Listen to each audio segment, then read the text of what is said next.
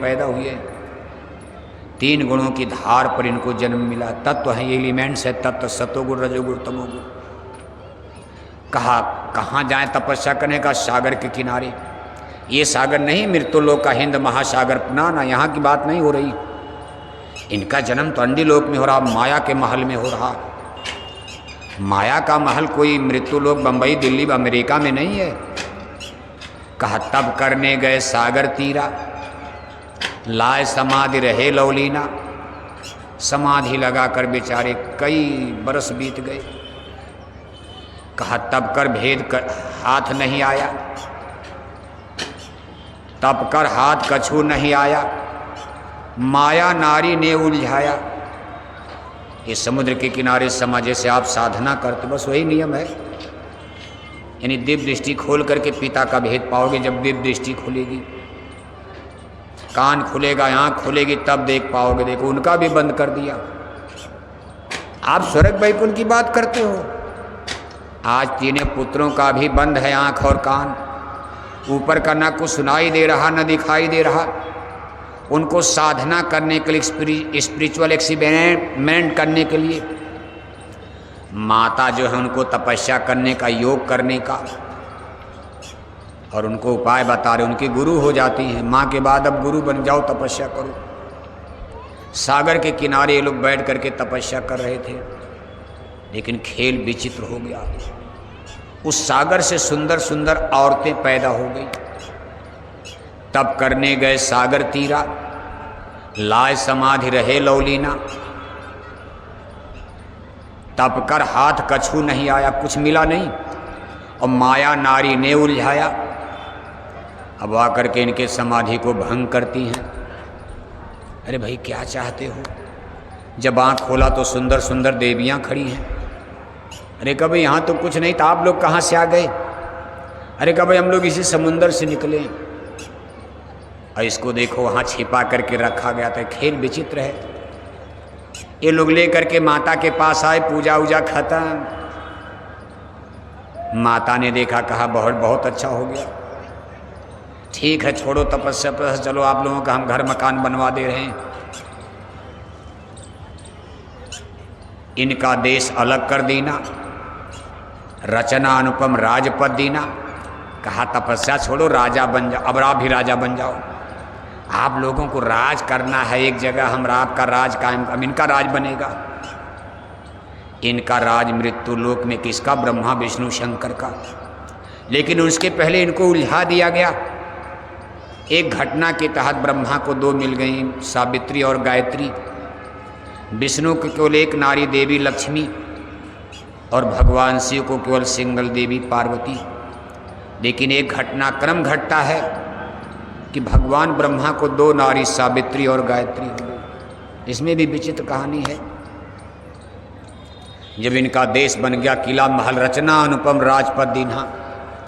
माता के पास तो मसाला था, सुंदर सुंदर इनका महल बन गया, किले जागीर बन गई, इनका अंडी लोग, स्वर्ग वैकुंठ। ये सब लोग वहाँ आराम से रहने लगे। जीव गए अब इनके देशा, गुण प्रताप भिन्न कर लेखा। अब इनको राजा बनाने की प्रक्रिया में जो निरंजन प्रभु के पास आत्माएं थीं, इसको उन्होंने अलग अलग डिवीजन, डिवाइड कर दिया, बांट दिया। कुछ ब्रह्मा के देश में भेज दिया, कुछ विष्णु के देश में भेज दिया, कुछ भगवान शिव और शंकर के देश में भेज दिया। चूँकि इन लोगों के यहाँ गुण का प्रभाव था। सतोगुण में जो आत्माएं गई, सतोगुण के रंग में रंग गई। रजोगुण के देश में यानी भगवान ब्रह्मा के देश में जो आत्माएं गई, वो रजोगुण में रंग गई। और भगवान शिव के देश में तमोगुण के मंडल में जो आत्माएं गई, उन पर तमोगुण छा गया। इसको आप इस तरह समझ सकते हो, जैसे आपके कमरे में जिसमें आप सोते हो, उसमें आपने देवी देवताओं का या तमाम गुरु महाराज की तमाम फोटो लगा करके, और रात में गुरु महाराज का सत्संग सुनकर सोते हो आप, तो गुरु महाराज का रात में दर्शन मिलेगा, गुरु महाराज की आपको वाणी मिलेगी, सपना वही आएगा। लेकिन मान लो कोई आदमी अपने घर में फिल्म के हीरो हीरोइन का तमाम हीरोइन का फोटो टांग दिया पूरी कोठरी में, और रात में फिल्मी गाना नाच गाना सुन करके सो रहा है। अब रात में उसको हीरो हीरोइन की फोटो, भगवान देवी देवता की फोटो आए, गुरु की आएगी। इसी तरह से वायुमंडल का बहुत बड़ा प्रभाव पड़ता। ये देखो खेल विचित्र बन रहा है, आत्माओं का डिवीजन कर दिया गया, डिस्ट्रीब्यूशन का। इसको भगवान ने गीता में कहा है कि हे अर्जुन, गुण और कर्म के अनुसार मैंने 4 वर्ण बना दिया है।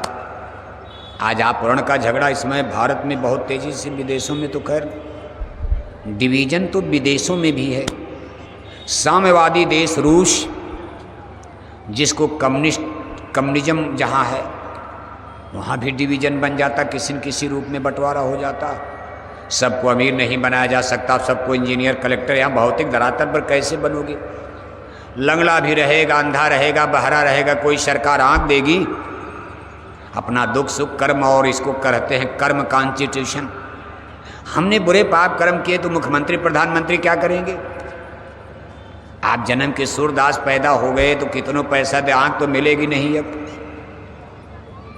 हे अर्जुन, मैंने कर्म और गुण के अनुसार 4 वर्ण बना दिया है। ये तो बात का बंटवारा, लेकिन देखो ऊपर से कैसे हो रहा। यानी आत्माएं 3 भागों में डिवाइड हो गई, यानी गुण प्रताप। इनके देश में जाकर के आत्माएं अलग अलग, इनके अंदर गुण आ गए, यानी गुणों की छाया। ये हल्का पर्दा था सतोगुण रजोगुण तमोगुण का। इतनी गंदगी, इतना विकार नहीं था, ज्ञान नहीं था। जैसे मामूली आंख पर पर्दा है लेकिन झलकता कुछ तो दिखाई देता। जीव गए जब इनके देशा, गुण प्रताप भिन्न कर लेखा। फिर जब मानुष देह बनाई, इसके बाद हुक्म होता भाई आप मनुष्य शरीर की रचना करो। सबसे पहले संसार में मानव जाति की रचना होती। वैसे साइंस और विज्ञान का मानना थोड़ा, उनकी थियरी अलग है। वो कहते भाई समुद्र से 1 सेल वायरस, समुद्र में एक वायरस, एक कोशिका का एक कीड़ा, उसी से फिर जमने लगा तो मछली बन गई, मछली बाहर आई, बंदर बन गए, बंदर से बनमानुक बन गए, बनमानुक से आदमी बन गया। हमारे पूर्वज बंदर, मछली, ये सब विज्ञान। हमारे बच्चों को मेडिकल साइंस में जूलॉजी बॉटनी में जो थियरी पढ़ाई जाती, इसको विकासवाद की थियरी धीरे धीरे डेवलप हुआ। लेकिन अध्यात्मवाद जो कह रहा थोड़ा सा उल्टा है। अध्यात्म का ना ऊपर से हुआ है, नीचे से नहीं, ऊपर से हो गया। और सबसे पहले मानव शरीर की रचना हुई है। फिर जब मानुष देह बनाई, इनमें जीवन को बैठाई। गुण प्रभाव जीव भय मंदा, तम प्रभाव कर्म करें गंदा। इन गुणों का प्रभाव शरीर में दिखाई देने लगा। जब इनको मनुष्य शरीर में उतारा गया, अभी तो सूरत थी, आत्मा थी, हाड़ मांस का शरीर था ही नहीं। इस तन मन के पिजड़े में जब इनको बंद किया गया, इस शरीर में गुणों का प्रभाव आ गया। कुछ दिन तक तो ठीक ठाक चला, लेकिन आगे चल कर के लोगों के लक्षण अलग अलग नजर आने लगे। सतोगुण जिनके अंदर प्रभाव था, उनके अंदर वो लोग पूजा पाठ, धर्म कर्म, साधना, उपासना, ज्ञान, आचार प्राचार। लेकिन जिनके अंदर रजोगुण का प्रभाव था, उनके अंदर राज, बड़ा बनना। रजोगुण माने बड़ा बनना, राजा बनना। काहे प्रजा है, छोटे हैं, मैं राजा हूँ। उनके अंदर ये भावना पैदा होने। अभी तो सब बराबर बराबर थे। सिया राम मैं सब जग जानी, करो प्रणाम जोर जो पानी, आत्मा परमात्मा। लेकिन अब देखो डिवीजन बन रहा है।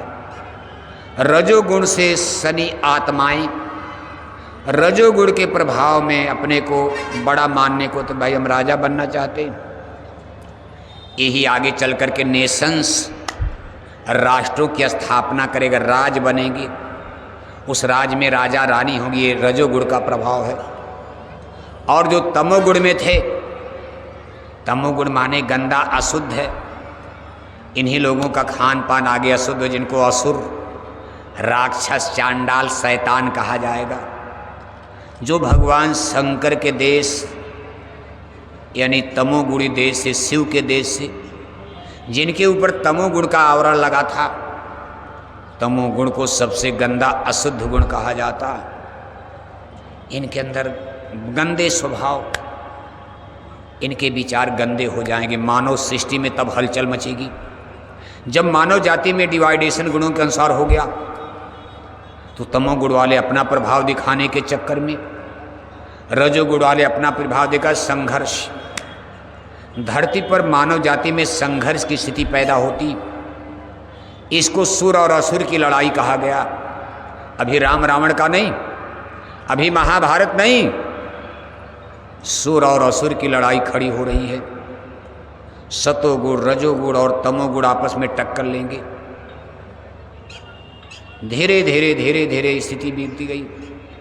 लेकिन इसी पीरियड में एक और घटना घटती। जब इनको यहाँ बंद किया गया, कुछ आत्माएं सावधान हो गई।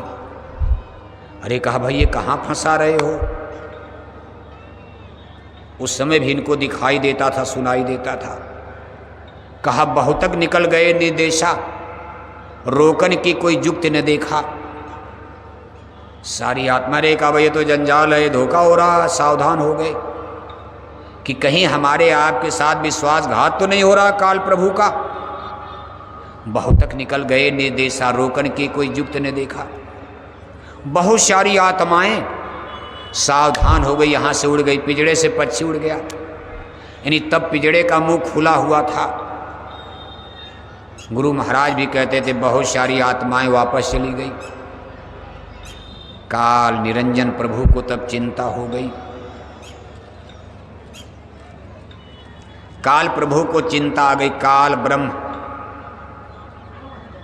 उनके अंदर सोच समाई। काल ब्रह्म चित सोच समाई। आदि शक्ति को हुक्म सुनाई।